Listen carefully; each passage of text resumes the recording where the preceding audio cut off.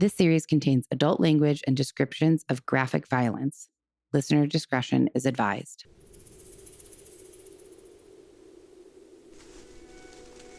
Even the desert gets cold in January, especially at night. The kind of cold that settles deep into your bones. The kind of cold that makes everything feel quieter, darker, more still. But on this particular night, in an already quiet alley behind a grocery store, that stillness was broken by something strange, something not quite right. A woman, a luxury car, a heavy object, a dumpster. But that's actually the end of the story. To understand how we got here, how this glittery, glamorous life unraveled into scandal, blood, and betrayal, we have to rewind. Because this isn't a case of a missing person or a cheating spouse or even a murder. It's all of those things and then some. It starts with a wealthy bachelor, a mysterious French woman, and a high society love story that quickly turned dark. This is the story of Valerie Pape and the man who should have never married her. Hi, guys. Welcome to Death by Southwest. Still trying that cold open thing. It feels a little weird to me. I'm not going to lie. Like, it feels strange to just get on and start immediately talking about the story without saying hello. So I don't know if we'll keep it. And I also still don't know why I keep saying we, because it's just me. Anyways, hopefully this doesn't cut me off because it is raining like crazy. It's actually stopped for now, but has been raining like crazy. And the internet has been a little bit shaky, so we'll see. We are going to jump right into our story today. No small talk, no sense of place, because our story takes place in Phoenix, Arizona, and we have covered Phoenix, I feel like, extensively before. So just in case you're a new listener, usually I do a sense of place, just a few minutes telling you about the location where our story is in the Southwest. But at episode 111, I guess we're at, we've definitely had our fair share of stories in Phoenix and Scottsdale. So I guess I could, for anybody who's not familiar and hasn't listened to the show before, Phoenix is in pretty much smack dab in the middle of Arizona. It is like a parking lot in the middle of the desert. It's very hot, pretty much year round, although our story does mostly take place in January. So it's pleasant in January, I guess. At night, it does get very, very cold, though. And what else? It's a very big city. Scottsdale is the kind of bougie part of Phoenix, and so our story takes place mostly there in Old Town Scottsdale. And that's it. That's our sense of place for Phoenix. And this story is a little bit long, but it's a good one, so we're going to jump in. So let's first talk about the victim of our story. Before he was headline news and court case material, Ira Pomerantz was living a life that most people only dream about, if their dreams include silk shirts, sports cars, and imported fabrics. He was born in Monticello, New York, raised in Brooklyn, and he was the kind of guy who always knew how to make a buck. He carved out his fortune in the garment import business, buying and selling fabric to manufacturers in the New York fashion scene. And he built a pretty impressive empire doing that. And he had a real talent for business. But not so much domestic life. It wasn't exactly his strong suit, you could say. He was married twice, divorced also twice. And it wasn't that he was abusive or necessarily a cheater. He was a really independent guy. And I mean, probably shouldn't have been married in the first place. He liked to say he was allergic to being told what to do. And he was really far more interested in his bank account balance than date nights or deep conversations with his partner. So both of those marriages ended. He did have kids from those marriages. But by the early 90s, he was single, very wealthy, and looking for a fresh start. And that's when his good friend Luis Malazza told Ira, I'm heading to Phoenix. And Ira thought, okay, I'll come with you. Sunshine, real estate, golf, and plenty of younger women who'd never heard of his divorce settlements. Perfect. So he sold off what he needed to, packed up his life, and traded the hustle and bustle of New York for the desert charm of Old Town Scottsdale. Like I said, the swankiest part of Phoenix.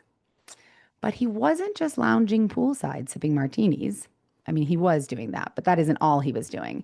He also went pretty hardcore into the restaurant and nightlife scene. Always a businessman, he invested in bars, clubs, and hotspots around the city. If there was a velvet rope or bottle service, Ira was either owning the place or owning the room that he was partying in. He drove a Jaguar and then a Ferrari. He bought a 4,000 square foot mansion with a pool. He got his private pilot's license because why not? When you're rich, you can just do stuff like that. I mean, I guess you could get your pilot's license even if you're not rich, but it feels like a rich person thing to do. Although I do think we have a couple listeners who have their pilot's license, I want to say. Anyways, he also sometimes would, with this pilot's license, he would just fly to Vegas just for dinner, like just for the night, because he can do that. And yes, he was still playing the field romantically. He had money, he had charm, and he had that like classic older man who might buy you a Cartier bracelet if you smile at him just right. You know, that was his like energy. He was kind of flashy, kind of loud, and really living a bachelor dream. But one day in 1994, someone else entered the picture. Someone blonde, someone French, and someone who would change the someone who would change the trajectory of Ira's life forever. Long before she was making headlines in Phoenix, Valerie Pape was living the kind of life most Americans would slap on a vision board. Think European luxury, private chalets in Italy, designer everything, and enough Botox and baguettes to satisfy anyone. Valerie was born in 1952, somewhere in the idyllic French countryside. She was the daughter of a prominent doctor. And if you're picturing her childhood on the French countryside as like quaint and simple, no. She was spoiled rotten. She went to a fancy boarding school. She went to Paris on shopping sprees. She eventually had a carefully arranged marriage to a very wealthy CPA. She was living a luxurious life, to say the least.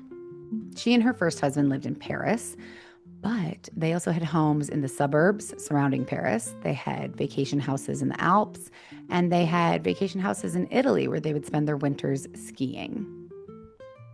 It wasn't like just expensive taste. She had an entire palette based on luxury. Chanel, Hermes, Cartier, all of it. All designer everything. But all the money and all the designer stuff couldn't buy her the one thing that she really wanted: a child. She was told that she couldn't conceive, so her and her husband adopted a baby girl. But don't cue the heartfelt music just yet, because things fell apart pretty quickly. The marriage ended badly. And here's what's really weird about it. Valerie lost custody, like completely. She lost all custody, didn't even get visitation, nothing. And again, this happened in France. I don't know exactly. I did not look into like kind of the rules with custody and divorce in France. So maybe that has something to do with it. But pretty much, at least here in the United States, when a mother isn't even granted visitation rights, something's up, something bad. And whatever that something was, it left Valerie pretty untethered, devastated.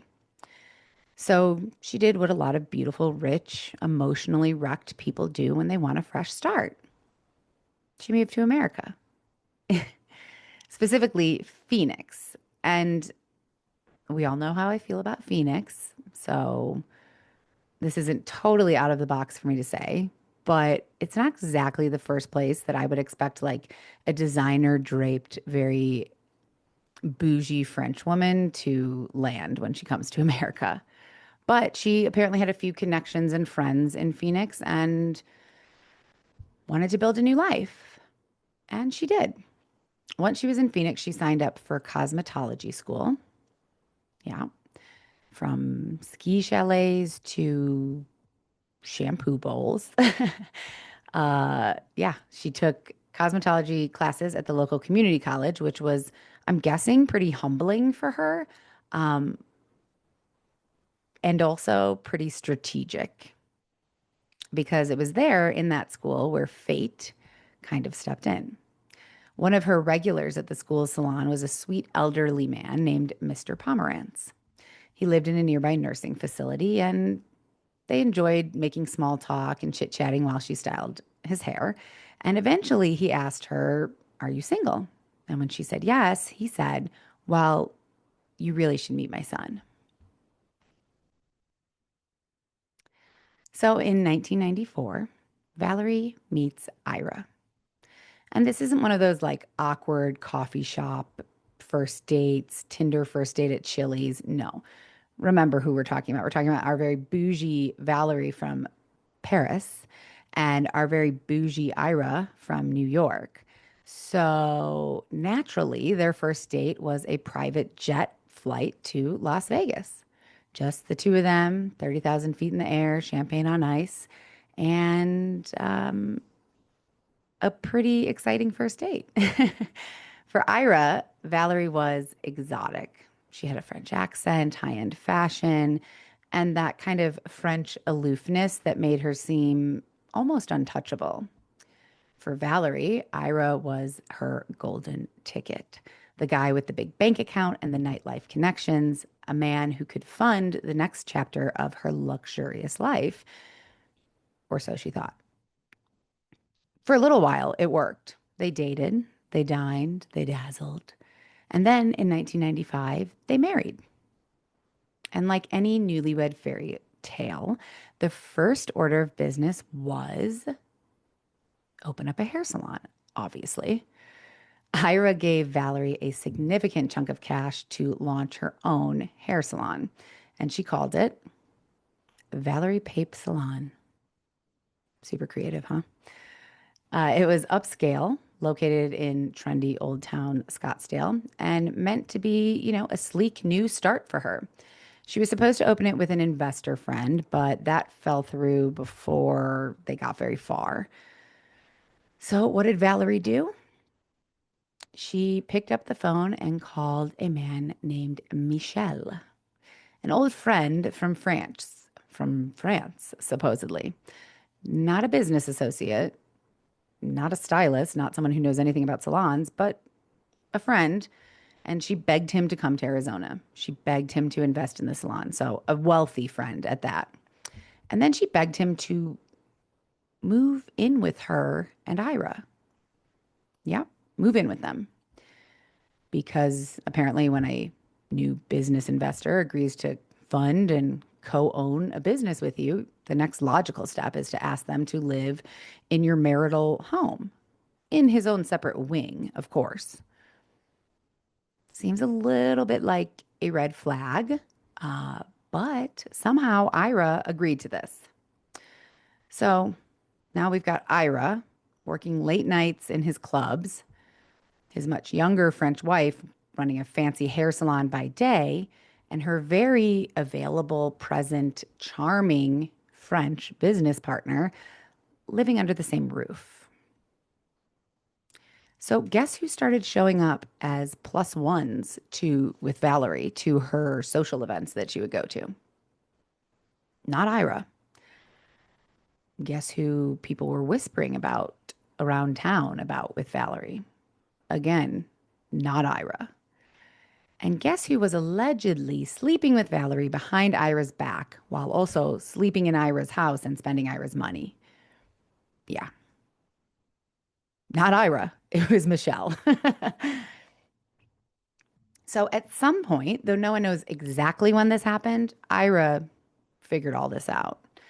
Maybe it was the sideways glances, maybe it was whispered phone calls, or maybe it was the fact that at a certain point, Ira had been fully banished to his own wing of the house, not a different room, an entirely different wing. Now remember, Michelle started in a different wing, but flash forward several months, and now Valerie and Michelle are basically living together on the other side of the house in a different wing of the house. They're like living it up. They're hosting guests, throwing parties, working in the salon together, while Ira is left in his own corner of the house like some rich, haunted roommate. Honestly, they barely crossed paths anymore. They didn't sleep in the same bed, and they hadn't shared anything resembling a real conversation in weeks, if not months. At this point, their marriage isn't just strained, it's dead. Whatever the final straw was, I'd imagine everything I just explained. But whatever it was, Ira was aware of the affair. He knew that Valerie and Michelle were sleeping together. And to his credit, he did not fly into a rage. He didn't grab a gun. He didn't burn down the hair salon. Instead, Ira went like full adult. In January of 2000, he just very calmly asked Valerie for a divorce. A clean break, he said. He wanted to keep it peaceful. But peaceful in this house where his wife is sleeping with her business partner under his roof, also while eating his imported cheese and sipping his hundreds of dollar wine. Seems like it would be difficult to keep it peaceful, but Ira tried. And it wasn't some big dramatic moment when he asked for the divorce. It was just kind of a quiet declaration of, I'm done, from a man who realized that the life he had built had turned into something completely different and pretty disrespectful at this point. Now, we don't know exactly how Valerie reacted, but we do know that the very next day, after Ira asked for a divorce, he vanished. About a week later, Ira's longtime friend, who he moved to Arizona with, remember, Luis Malatza, had a weird feeling. He felt like something was just kind of off. He and Ira talked all the time, like 4 or 5 times a week, all the time. But in the past week or so, it had been radio silence. No calls, no messages, no sarcastic remarks about investors or Michelle's pants that were too tight that they always talked about. Just nothing. So Luis starts calling around trying to kind of figure out where Ira could be. When he finally gets in touch with Valerie, her answer is pretty casual. She says, "Oh, Ira? He probably just flew to Vegas for the week. You know how he is." And Luis was like, "Okay, yeah, sure. Ira did sometimes hop on the plane without any warning and fly out to Vegas. He did like his independence. He liked his freedom. And Vegas was like his second home. But even Ira didn't ghost anyone for this long. He would always let someone know where he was. He would never disappear for a full week without any word." Still, Valerie's playing it pretty cool. She doesn't seem alarmed at all. She doesn't ask Louise to keep her updated. And mind you, she doesn't seem to be looking for Ira at all. She's just assumed he's gone to Vegas and like, okay. She doesn't offer to call around. She just kind of shrugs it off like Ira's having like a midweek vacation at the Bellagio. Luis isn't buying it though. So the next day, he's even more worried, and he calls Valerie and asks her to meet him at the Mesa Police Department. He wants to file a missing persons report. Again, feels weird that this is Ira's friend and not his wife. Even if they're estranged or going to be getting divorced, like why isn't she concerned? Even though she doesn't seem concerned, she does agree to meet him at the police station, shockingly. And she shows up. She talks to the officer on duty. She gives a few vague answers, nods, signs some papers, and then she leaves. She was there for a total of maybe 10 minutes. No follow-up questions. She didn't stick around to see if they wanted to give her any phone numbers to call or so she could give her phone number so they could keep her updated. Nothing. She was just like, signed papers that they needed to file the actual report, and then boop, she left. It's not just a red, it's not just a red flag. It's like 100 red flags. But unfortunately, there wasn't much anyone could do at this point. Her behavior seemed suspicious, but there was really nothing to do. Not yet, at least. Because while Valerie was out here trying to act unbothered, there was something else happening across town, something that no one, not even Luis, not the police, not even Valerie herself, could ignore. So it's Thursday evening, January 27th, 2000, or 28th. It's not totally clear. The sun has set, the air is cool, and a local delivery driver is running behind on his route. He pulls into the back lot of a supermarket in Phoenix, headlights flashing across a mostly empty alley, except for one thing that he sees: a Jaguar parked beside a dumpster with the trunk popped open and a petite blonde woman in a jumpsuit and high heels struggling to lift something out of the trunk and put it in the dumpster. Not something you see every day at night in the middle of an alley. So the driver slows down, watches, and realizes something about this just feels off. It's not like someone is tossing out like leftovers or they cleaned out their garage and they're throwing out some extra tools. This woman is moving in a way that feels serious and suspicious, like she's dumping some dead weight, literally. But he's late. He's got one more stop on his route and he can't be any later than he already is. So he doesn't really have time to deal with whatever this is right now. He jots down the license plate number on the Jaguar because he feels like, I better follow up on this. Something doesn't feel right, but I can't do it now. And good thing he did, because this delivery driver will become the single most important witness in this entire case. So later that night, after he finished his shift, his last delivery, he grabbed a coworker and they returned to the dumpster. And when they peered inside, they saw a large garbage bag, a large black garbage bag, and it was ripped just a little bit on the side. And they thought, all right, well, let's see what's in there. So they go to peek inside the bag slowly, cautiously, just pulling it open a little bit. And what they see is like a nightmare.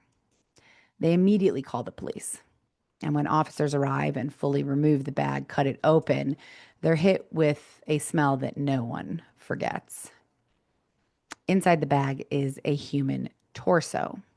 No arms, no legs, no head, just a male torso dumped in a back alley trash. And when the police run the license plate number that the delivery driver gives them, it leads to exactly who you think it leads to: Valerie Pape. So it's now Friday, January 28th, and police aren't wasting any time. They show up to Valerie's sleek and trendy hair salon looking for answers. And to their surprise, they actually don't get met with much resistance. So they arrest her right then and there.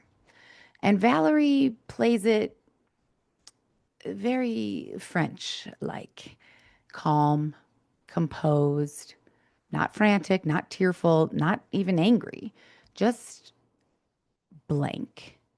Like she was being asked about like an overdue parking ticket, not, a human torso found in the dumpster that was traced back to her. In her initial police interview, she says something so wild, it almost feels believable. And so at first, police are thinking this, okay, well, this could be true. She said, I came home and Ira was already dead, shot on the kitchen floor. I don't know who did it. And I didn't call the police because I panicked. Right. So you panicked. So instead of calling 911 or even like blaming Michelle, which wouldn't have been the dumbest thing to do, like that seems like a good person to blame. Instead, she decided to go full chainsaw massacre and dismember her husband and throw him out like yesterday's leftovers. Seems odd. And police start pressing her on how she disposed of the body and where the rest of it is. And she clammed up and asked for a lawyer. Can't imagine why. So they have a search warrant, which they got because her car was directly tied to the human torso of her husband that they found in a dumpster. So it was definitely easy for them to get a search warrant. And they went and combed through Valerie and Ira's mansion. And here's what they found related to this case. They did find a bullet lodged in the kitchen wall. They found several guns stashed in different places, one in the car, several in the home. And they found a receipt for a purchase of a reciprocating saw that was bought just several weeks ago. Like, who keeps the receipt to a saw that they're going to use to chop up their husband's body? Are you keeping it for your, like, what, taxes? It's ridiculous. It's just like such a stupid move. So the saw is, they believe, what was used to cut Ira's body into pieces. Now, the only thing that's troubling them at this point, well, there's a lot of things I'm sure troubling them, but one of the things that's troubling them is that Valerie is petite. She's about 5 feet tall, maybe about 100, 110 pounds. And Ira was about 5'10 and over 200 pounds. So it's a little bit hard for them to believe that this very petite French woman hacked apart a grown man over 200 pounds all by herself and then just like casually drove around dumping his body parts into dumpsters. Which brings us to Michel. So here we are. We've got a torso, a suspicious wife, a receipt for a reciprocating saw, and a kitchen that still smells like bleach and bad decisions. But what we don't have is the rest of the body or the answer to the glaring question of, did Valerie do this alone? So 200-pound man, 100-pound woman. Dismembering a body isn't only physically exhausting, it's a little bit like psychologically deranged. Like you have to have not only strength physically, but mentally. You have to be precise. It's not something that just any old person can do, I don't believe. So unless Valerie had like some superhuman strength or like rage fueled adrenaline, which why Ira doesn't seem like the type to incite rage in anyone. So the theory that she pulled this off solo feels shaky. So we're back to Michel, the so-called investor, the old friend, the man living rent-free in Ira's home while allegedly sleeping with Ira's wife. I mean, it really wasn't allegedly. The man who just so happened to be in the house, apparently, when Ira was killed and dismembered. And then the man who just seemed to vanish after all of this happened. Yeah. So police looked into Michel a lot, but there was absolutely no physical evidence linking Michel to the murder. No fingerprints, no receipts on his credit card for like a saw, no text messages, no witnesses placing him at a dumpster, nothing. And Michel never confessed. He never slipped up, and he was never officially charged. But unofficially, I mean, come on. If he wasn't involved, then like there's somebody else in this story that everyone has overlooked and missed. You know, maybe Valerie pulled the trigger and killed her husband. Well, she claimed she didn't, but maybe she did that part, but someone had to have helped her.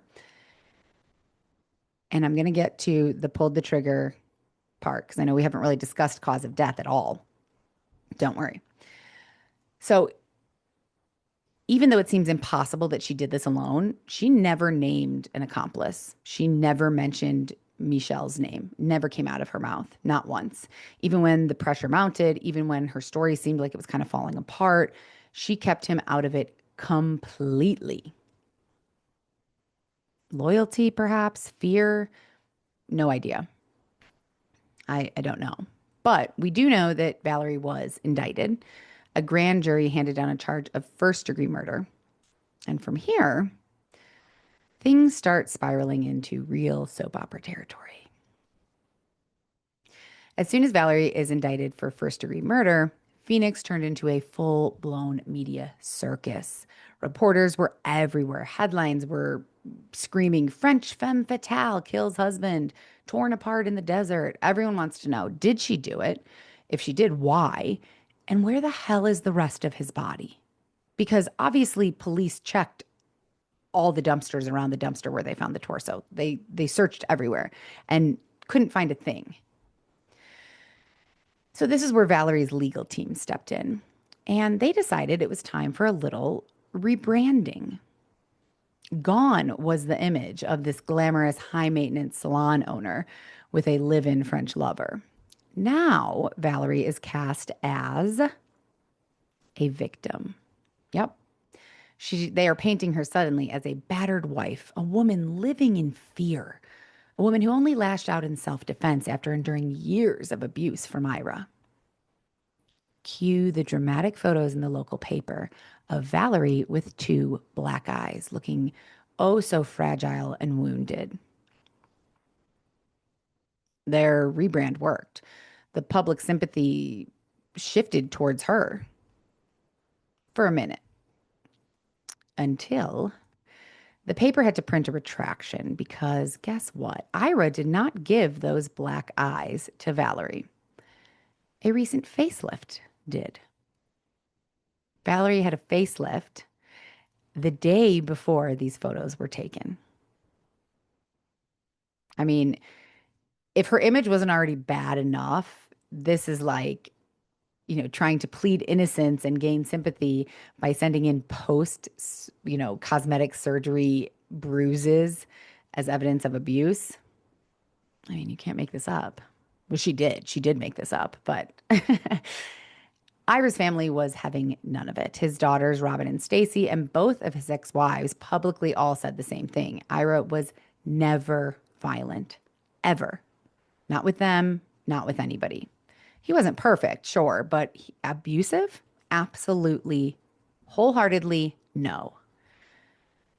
To them, this was not a story about a woman pushed too far. This was a story about a gold digger who got caught, didn't want to share any of the money that, she would get in if they divorced, and made sure that Ira would end up with nothing and she would end up with everything.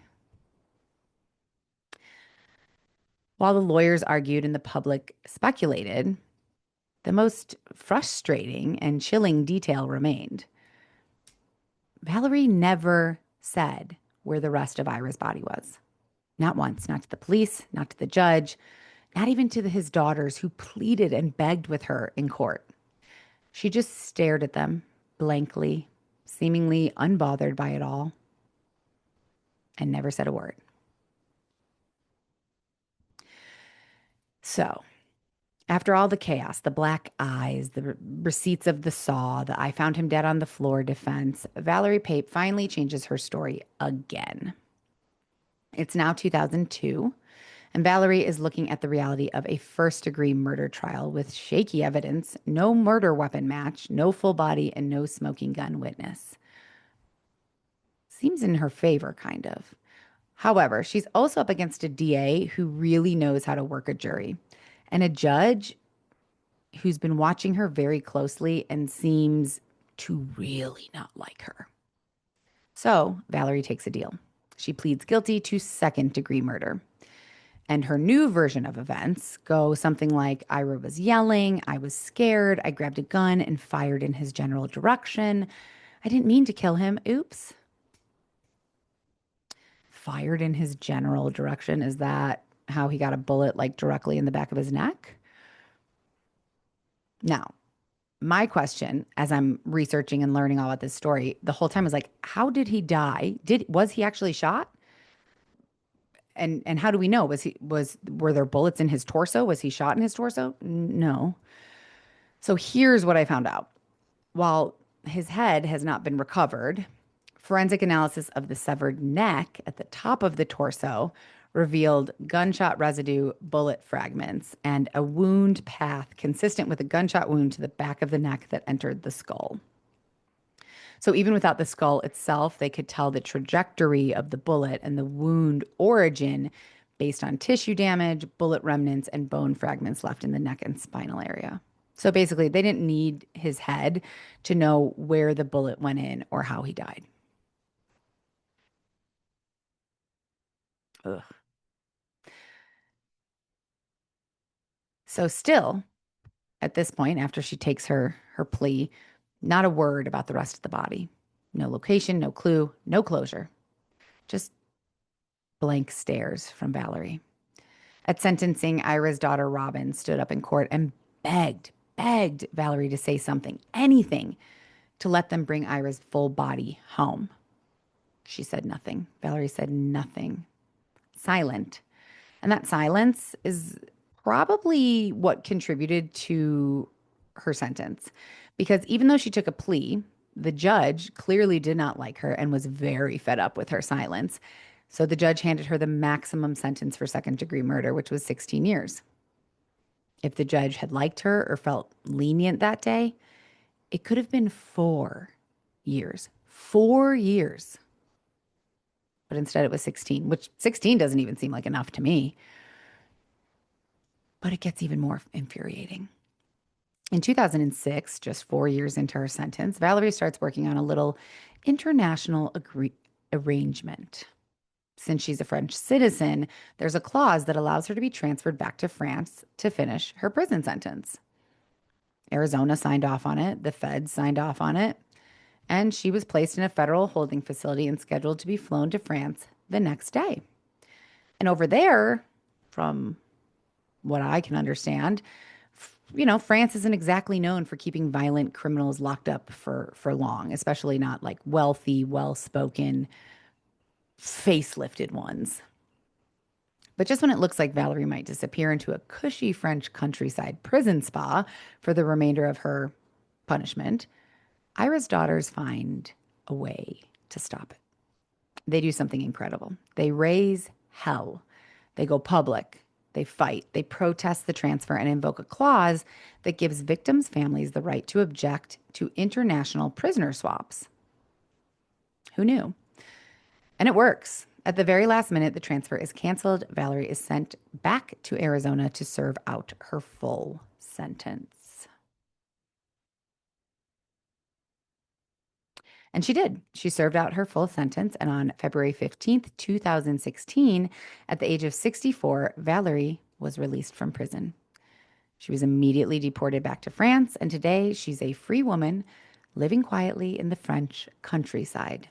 No charges, no parole, no accountability, and still no word on where Ira's head, arms, or legs are. The case remains incomplete, and Ira's family still searching for the rest of him. Sadly, my heart really goes out to them. How awful. And that is our story for today. So what do you guys think? Did Michelle help her? Did she plan it for months? Did she act in the heat of the moment? I mean, if it was really self-defense, why did she have to like dismember him and not call the police? To me, I don't want to make up anyone's mind for them, but to me, this is exactly what it seems like. She wanted all of his money, and if he divorced her, she would only get half or whatever part of it. She wanted all of it, and she killed him and chopped him up, and that's it. And I think that Michelle probably helped. That's what I think. And as if murder doesn't make you like a bad enough person, the fact that after this, like she's been caught, she's going to prison, give it up. Tell the family where the rest of him is. Like that's almost worse to me. That is so cold and callous. It does you no good to hold on to this information, yet she does. It's cruel. It's really cruel. And odd. Like, where are Ira's arms and legs and head? Obviously, they're gone by now because this was so many years ago, but somewhere buried in the desert, I'd imagine, I guess. I don't know. We may never know. I think at this point, we probably will never know. And that's heartbreaking for his family. So thoughts and prayers go out to them. And that's it. I want to say lucky Valerie, but terrible. Terrible. Thank you for listening and for joining me on this episode of Death by Southwest. If you are loving Death by Southwest, please make sure to subscribe, leave a review, come say hi on Instagram, although I probably won't answer your message on Instagram if it's a DM because I'm terrible with DMs. So better that you leave a comment on Spotify. I always see those. I'm pretty active on Patreon. I try to respond to comments that people put on Patreon, and I try to, like post special episodes and stuff a lot. And I'm the kind of person that, it's like one, I'm not going to do all of it. So right now, Patreon, I seem to be doing well with, decently with. I don't know, maybe my patrons would say otherwise. I am checking the email regularly. I do always see your comments on Spotify because there's not that many. So if somebody leaves a comment on Spotify, it's just really easy. I can't respond to comments on Apple, but I can on Spotify. Yeah. So I guess don't go to Instagram and go to Spotify or check out Patreon or um, send an email to DeathXSouthwest@gmail.com. You can leave a voicemail. I do usually listen to those. What else? Other ways you can help the show? I created a PayPal so that there's this thing called Ko-fi where it's like buy me a coffee or something, and it's really just people who listen to your show can be like, oh, here, I'm going to throw you $5, and they call it like buying you a coffee, which is cool and smart, but like let's just be straightforward about it. If you want to help the show, you can send money through PayPal. There's a link now on everything, I think in the show notes. Like if I'm going to ask for money, I'm going to ask for it straight up. Just send some money, help out. I'm kidding. You don't have to do that. I just appreciate you listening. I love seeing your comments. I love your suggestions for new cases, and I love your feedback, even when it's like you suck and you're boring and you talk too much about yourself. Like that keeps me humble. So keep the comments coming. Stay curious, stay safe, stay out of the desert after dark. And I will be back next week with more true crime here on Death by Southwest. Thank you guys so much for listening. Love you all very, very much. Okay, goodbye.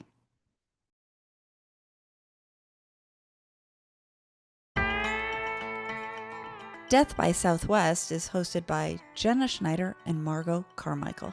Executive produced by Margot Carmichael. Produced by Jenna Schneider.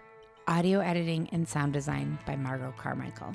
Music by Soundstripe. And a special thanks to Edward R. Murrow for letting us borrow his famous sign-off phrase, good night and good luck.